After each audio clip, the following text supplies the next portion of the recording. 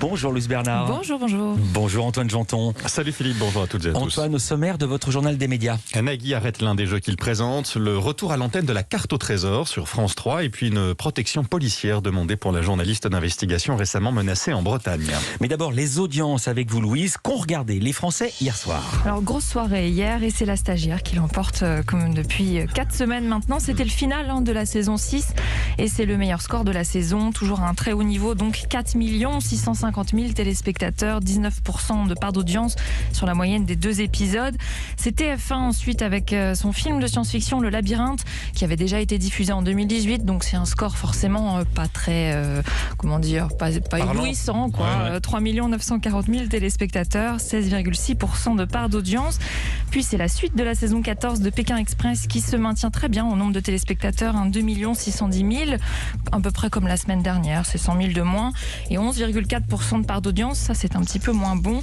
Et juste pour vous donner le score quand même de France 2, laissez-vous guider, c'est un magazine de Stéphane Bern et Laurent Dodge qui n'est pas souvent à l'antenne, c'était sur Napoléon, 2 190 000 téléspectateurs, 9,8 de part d'audience, c'est à peu près, c'est moins que ce qu'ils font pour les précédentes émissions. Voilà, je souris parce qu'il y a beaucoup d'informations Twitter là-dessus, on disait est-ce qu'on va retrouver Pierre-Jean Chalençon au milieu de sa collection Napoléon. Oui voilà, Pierre-Jean Chalençon c'est un grand connaisseur de Napoléon.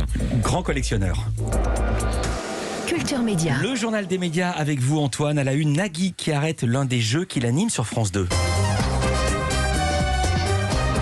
Vous l'avez peut-être reconnu ce générique. Tout le monde veut prendre sa place. Je diffusais juste avant le journal de 13h. Nagui ne le présentera plus à la rentrée après 15 années passées à l'animer.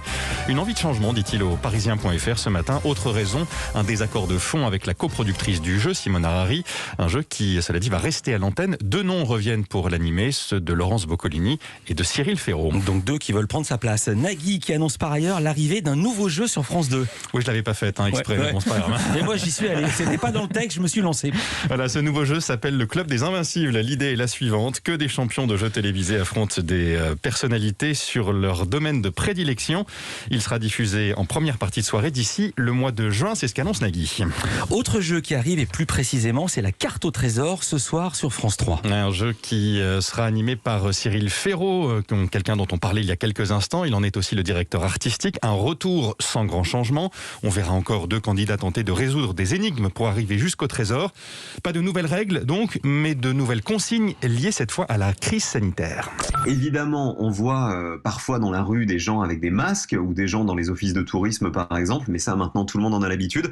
Mais honnêtement, ça n'a absolument rien changé, si ce n'est que les candidats maintenant ont des perches qui leur permettent d'interviewer les passants en étant à distance réglementaire, en restant à bonne distance sanitaire. Et la seule chose qu'on a dû modifier dans la règle pour le respect des règles sanitaires, c'est qu'on interdit désormais aux candidats, par exemple, je vous dis une bêtise, de monter dans un camion poubelle et d'être collé au conducteur. Voilà, il faut forcément que le candidat monte à l'arrière de la voiture et en diagonale, de façon à être à une distance raisonnable de son conducteur. Voilà, donc ce soir, pas de camion poubelle dans le Pays Basque et le Béarn, des paysages majestueux, filmés notamment avec des hélicoptères. C'est avec ces appareils aussi que les candidats se déplacent d'une épreuve à l'autre. Absolument pas écologique, mais tellement emblématique de l'émission que Cyril Ferraud n'imagine pas faire sans.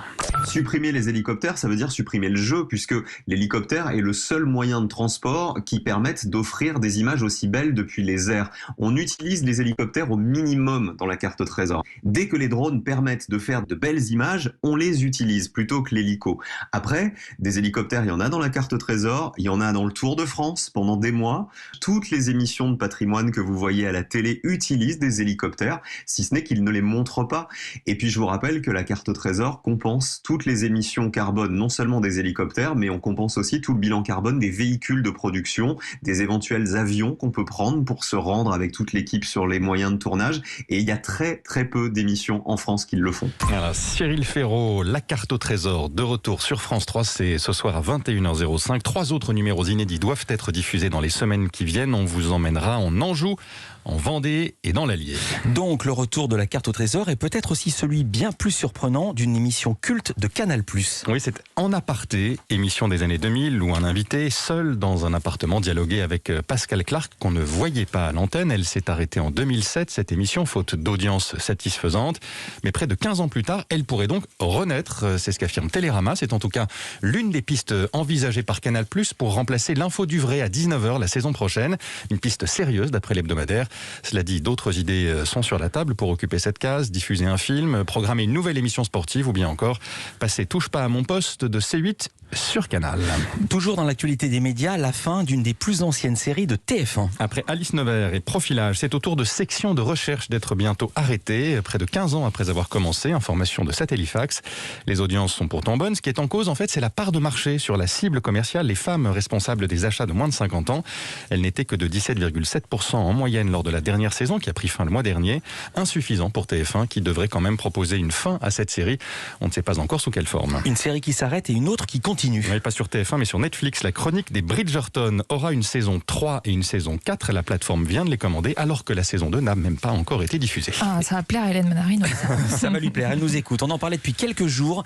Une plainte a été déposée par Reporters sans frontières. Ouais, plainte contre X pour entrave concertée à la liberté d'expression notamment. Cela fait suite à l'acte de sabotage dont a été victime la journaliste Morgane Large que nous recevions avant-hier.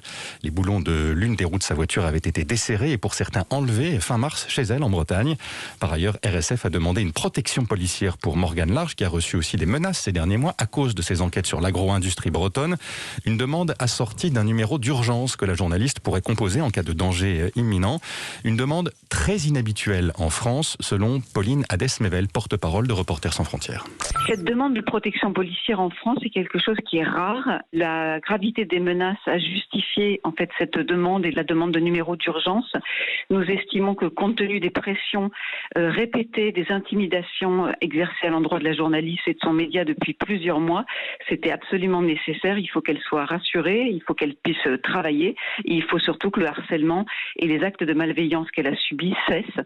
On peut rappeler notamment que son chien était intoxiqué, qu'elle a reçu des appels nocturnes à son domicile, qu'il y a eu une mise en divagation de ses animaux ou que les locaux de sa radio ont été dégradés. À la radio associative, je vous en rappelle le nom, Radio Cresse-Braise. RSF attend une réponse rapide de la part des autorités à qui elle a demandé que la protection, si elle est acceptée, ne soit pas assurée par la gendarmerie locale et ce compte tenu des pressions et du climat tendu qui règne dans le centre Bretagne. La Dépêche du Midi va reprendre des chaînes de télévision. Oui, celle du groupe régional Via Occitanie qui avait été placée en redressement judiciaire fin janvier. L'offre de reprise formulée par le quotidien régional a été préférée à celle du groupe Altice BFM.